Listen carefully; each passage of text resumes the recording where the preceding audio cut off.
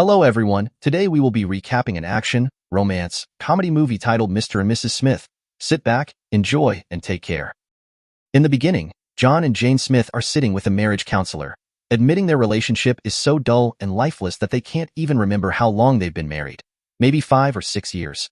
They can't recall the last time they had sex. When the counselor asks about their first meeting, they reminisce about Colombia. Both were traveling alone, but pretended to be a couple to avoid police scrutiny of solo tourists. During those early interactions, John claimed to be a construction executive, while Jane said she worked in tech support. They quickly fell in love and decided to get married. John Smith's friends couldn't understand. They had only known each other for 6 months. Jane's friends thought the marriage was too rushed.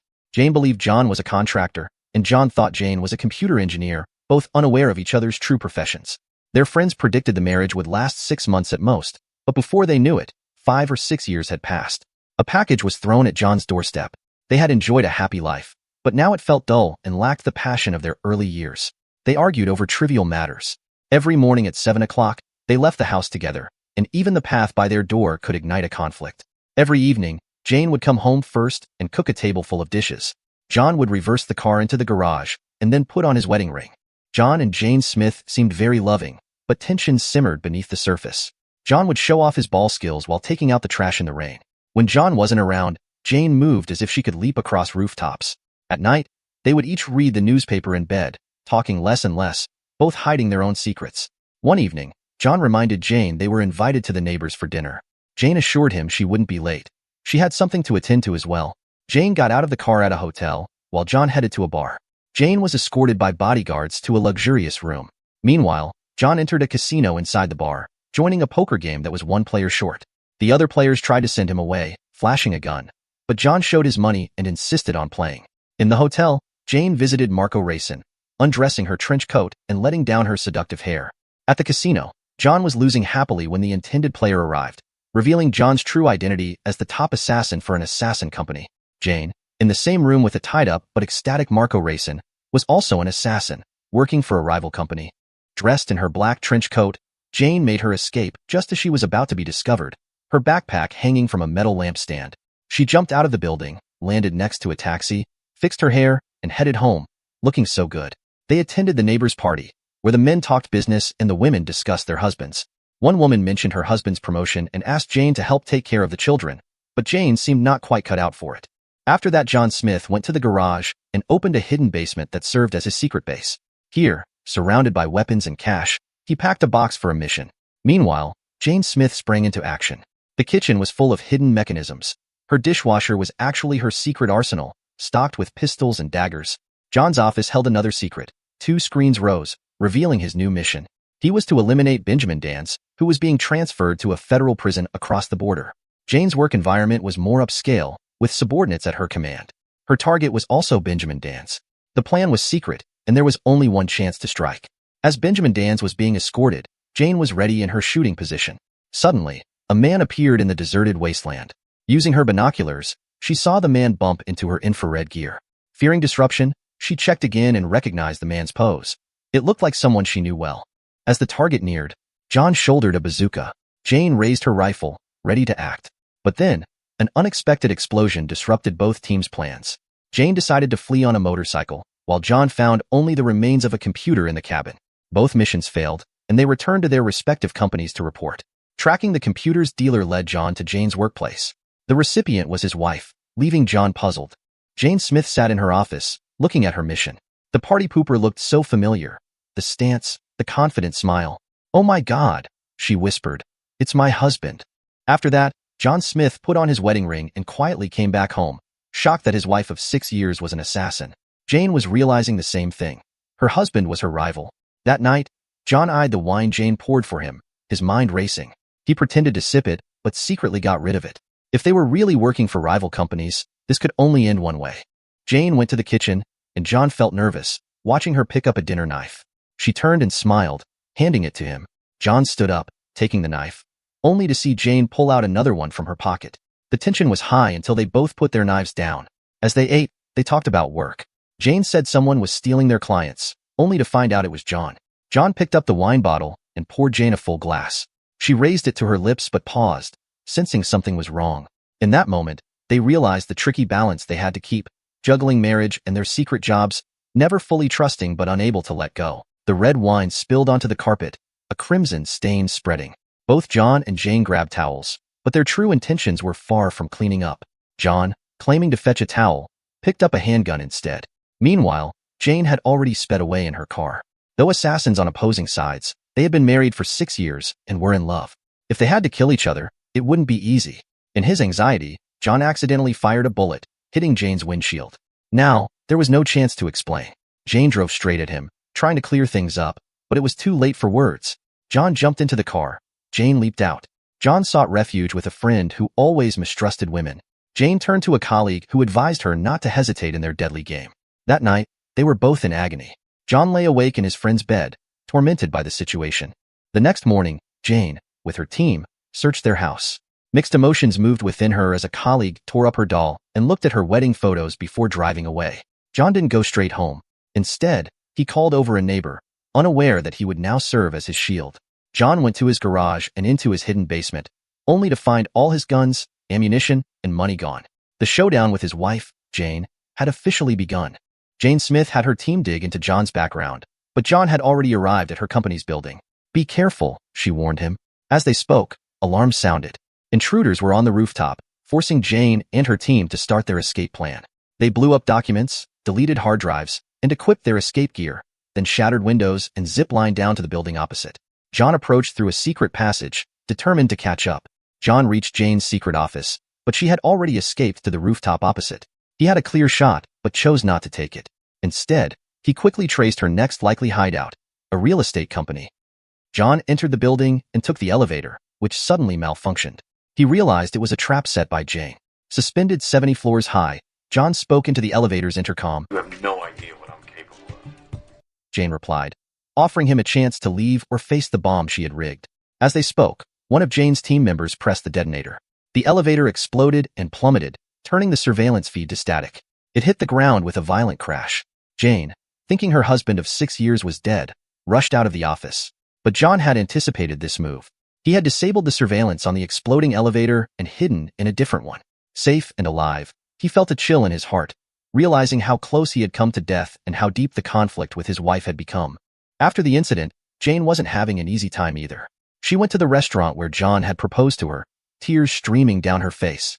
Just then, a gentleman appeared and poured her a drink. She knew it had to be John. This time, it wasn't for a proposal but for a divorce.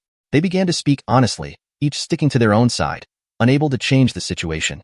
John invited Jane to dance. As they danced, they talked about revenge. John disarmed Jane of her hidden weapon, but as she knelt down, John realized she was disarming him as well. They talked about their marriage and betrayal. Jane said she needed to use the bathroom, but John knew it wasn't that simple. Moments later, the women's restroom exploded, just as he had suspected. Chaos erupted, and Jane took the opportunity to slip away. John chased her outside the restaurant. An old man stopped him to ask, "You know that you're tipping?" John realized a timed bomb had been placed in his clothes. If it came to ruthlessness, women were indeed formidable. John stole a car and called Jane, who had already tried to kill him twice. As he prepared to end it all, he reminisced about their first meeting, feeling that Jane was like Christmas morning. Jane's heart was also breaking. She mocked that John was the most handsome target she had ever seen. They were about to return home, ready to settle things once and for all. John drove up to the house, and Jane crashed into him. She raced to the garage first, with John scrambling out of his car and running towards their luxurious house. Jane was already prepared, waiting for him to burst in. John climbed to the 3rd floor, where he found the decorative toy guns, which turned out to be real. He attached a silencer and began his move, while Jane mercilessly fired at the staircase. The couple engaged in a fierce battle. John reloaded his gun with practiced ease, while Jane charged down the stairs. During their intense confrontation, bullets miraculously missed their targets. Jane, wielding dual guns, looked powerful as she watched both sides. They destroyed the kitchen, the fridge, and their cozy home. What could drive a couple to fight like this? Catching him off guard, Jane shot the gas cylinder John had disassembled, setting the kitchen on fire. They fought in close quarters, hitting each other with fierce blows. John threw Jane to one side, and she grabbed a large iron pan, refusing to back down. The close combat intensified, with Jane landing punch after punch. John grabbed her hair, kicking her with no mercy. In the end, they picked up each other's guns, but neither could bring themselves to shoot. John was the first to put down his weapon. He couldn't do it. Neither could go on with the fight. Instead, They chose to kiss passionately and physically destroy each other by having the best clap of their life. Their bosses had ordered them to eliminate each other within 48 hours, but John and Jane couldn't bring themselves to do it. Instead of taking each other out, they found themselves growing happier. Drinking juice from a half-broken glass and having breakfast on the only clean spot left, they were honest with each other once again. Their bosses, however, didn't agree with this truce. Since John and Jane hadn't eliminated the assassin from the rival company, both were marked for death. A smoke grenade was thrown into their room, and John quickly led Jane to the basement. Unwilling to harm each other, they decided to face the external threat together. A robot entered, signaling an imminent explosion meant to level the villa and take them both out. They managed to escape just in time. Part of their enemies were engulfed by the flames, not knowing whose bomb had been set, causing casualties on both sides. John and Jane crawled out from under a plank, looking at their destroyed home with mixed feelings. It was time to turn against their bosses. They found a car at their neighbor's and hit the road, bumping into a minor character.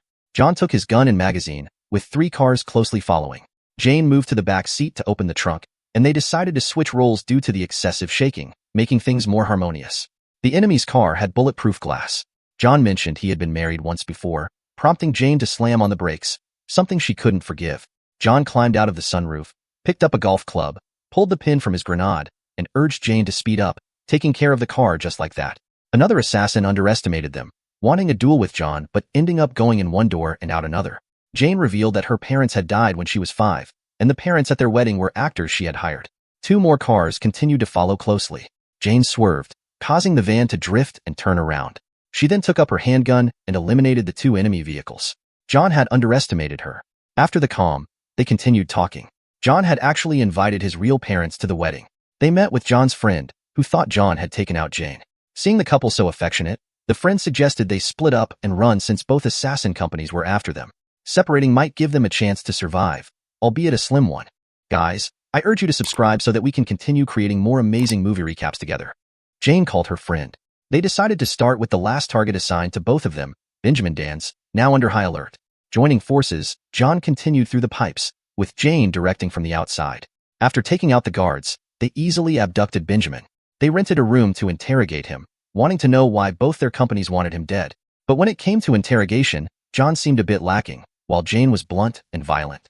Benjamin had a letter on him, revealing he wasn't the target but the bait. Both companies knew John and Jane were married and saw them as a threat. They set them up against each other, believing a family of rivals was too dangerous. The plan was simple: have their agents kill each other. But since they hadn't, both John and Jane were marked for death. John pulled out Benjamin Danz's belt. The enemy was only 2 minutes away, arriving in helicopters and luxury off-road vehicles. Dozens of fully equipped squads stormed into the hotel. They found the bait, Benjamin Danz, but no trace of John and Jane. They assumed the couple had run away, not realizing they were hiding in the most dangerous place. Jane thought their chances of survival would be better if they split up, but John felt running would mean running forever. He believed they should stay and fight together, facing reality to solve everything. Jane agreed. They sneaked into a mall but were quickly spotted by the enemy's drones. With no time to waste, they geared up as the enemy closed in, bracing for a big battle. They donned sleek suits and night vision goggles, blending into the crowd. The mall was soon infiltrated by several enemies, who tried to stay quiet to avoid drawing attention. But Jane had a plan. As a group of enemies approached, she skillfully threw her knives, each finding its mark except for a few that deliberately missed. Gunfire erupted. John and Jane rushed into an elevator, preparing for whatever came next. The next floor seemed even more dangerous. Jane apologized for the knife incident, but John brushed it off. They had bigger problems. Exiting the elevator on another floor, John charged ahead while Jane took a high vantage point to snipe. When Jane was spotted, John's face turned red with fury. He wouldn't let anyone harm her. They readied their weapons and burst through a door for the final showdown. Back to back, they dodged bullets and grenades, then stood up to fight furiously. They faced each other, extended their arms, then turned to stand back to back. Bullets and explosions missed them by inches, but they hit one enemy after another. The enemies seemed less like foes and more like the problems in life. In the end, only the 2 of them remained victorious. Afterward, they redecorated their house, rekindling their passion for life. They continued to live happily ever after, stronger together than ever before.